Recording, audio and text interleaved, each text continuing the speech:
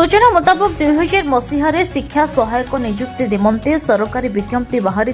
प्रति जिले में मेरिट बेसिक 2003 मसीह शिक्षा सहायक माने नियुक्ति पाई काम कर आसुथिले। मात्र जड़े पिटिशन नियुक्ति प्रक्रिया रे अनियमितता होइतबा नै कोर्ट को द्वारस्थ होइथिले। कोर्ट को राय मुताबक 2019 मसीहा मे मास 29 तारिख में शिक्षा सहायक मानकु कार्य छटई करागला परे 2000 ब्याच खोर्धा जिला शिक्षा सहायक संघ उच्चतम न्यायालय को द्वारस्थ होइथिले। न्यायालय 2003 ब्याच छटई शिक्षा सहायक मानकु पुनः नियुक्ति प्रदान निमंते राय दैछन्ति। एही डिग्री ऑर्डर को नहीं संघ जिलापाल को भेटी दाबीपत्र प्रदान सह सकारात्मक आलोचना करिछन्ति। न्यायालय को राय अनुसार सरकार केबे छटई शिक्षा सहायक मानकु न्याय प्रदान करुछन्ति ताहा उपरे रहिबो आमर नजर।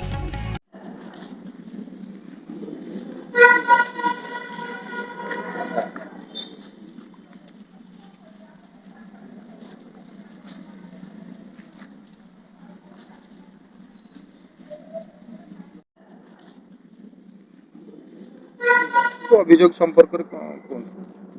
कर्ण प्रधान 2003 शिक्षा सहायक संघर सभापति आमे 2003 मसीह सरकार पोस्टिंग पाई किंतु आमर वर्तमान गोटे कोर्टर डिग्री ऑर्डर से डिग्री ऑर्डर दवाई आम आसलु कलेक्टर पाख कौन है डिग्री ऑर्डर थिला आम 2003 जो पोस्टिंग होइथिलु आम सरकार गोटे बिना दोष 2019 मसीह डिसमिनेट करदे आम केस चली रही है। बर्तमान केस आम डिग्री है 6-7 वर्ष रहा आपर आम डिग्री है से केस विषय में आम कलेक्टर गोटे आप्लिकेसन देवाक आसलु जे आम सारे माने आम केसटा जो डिसमिनेट से करते से डिसमिनेट पास है आम सपक्ष राय आसबार बर्तमान कलेक्टर को आप्लिकेसन देवाक जिलापाल सहित साक्षात कले आगे आगे कौन जिलापाल आमको प्रतिश्रुति देइछन्ती और गोटे विचार करबा पई प्रतिश्रुति देइछन्ती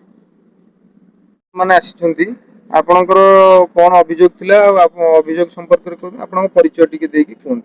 नमस्कार मु सरोज बेहरा 2003-4 बैच रे पाइथिबा शिक्षा सहायक खोर्धा जिला रो बालेंदा ब्लॉक रे पाइथिबा शिक्षा सहायक 2003-4 वर्ष रु अद्यावधि कंटिन्यू करि आसीथुलु हम शिक्षा सहायक भाबरे किंतु मात्र 2019 मसिया रे गवर्नमेंट भूल निष्पत्ति हम हमको डिसमिनेट करथिले आउ ता पूर्वरु मध्य आमे 2015 मसिया रे गोटे डिग्री पाइकी द्वारस्थ हितलु सरकारंकर किंतु सरकार ए भली आश्वासन देकरी माने दे देथिले जे हां हमें कर देबुल किंतु से न करी की पुणी 2016 मसिया आम एग्नेस्ट गोटे रिट पिटिशन करी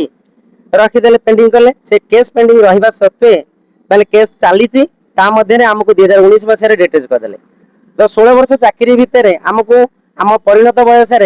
आम कुआर जीवु कौन करबा को आमर राहा नथिला पुनः से जेतले गवर्नमेंट पुणी कला 2016 रे जो केस रिट करथिला 2022 रे तार डिग्री है जे आम फरे देला ड्यू टू डिले प्रोसेस तापर गवर्नमेंट पाइलानी पुणी गला सुप्रीम कोर्ट गवर्नमेंट गला परे से सेतिरे भी चली जे भी सुधा से 2022 रु 23 रु वर्तमान 2026 पर्यंत से लिंगरिंग प्रोसेस चली आज एसएलबी काली ये एमती गड़े गड़े 2026 में पुरा फाइनल राय देनी किंतु ये गत 24 तारिख रे आ गोटे हम कोर्ट रो द्वारस्थ हेतु एवं से हाई कोर्ट रे ऑर्डर देछि आउ से ऑर्डर रे हमको रिइंस्टेट करिया पई गवर्नमेंट हाई कोर्ट निर्देश देछि।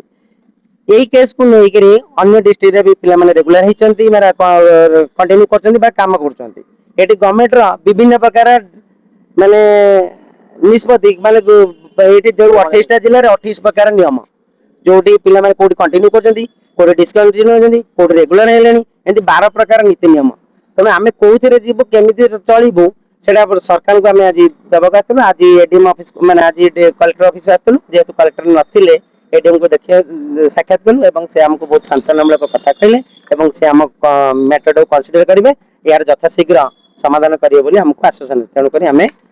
ताको गुहारी करके जाउछो एति कहले। खोर्धारू प्रियंका महापात्रଙ୍କ रिपोर्ट न्यूज उपांत खबर।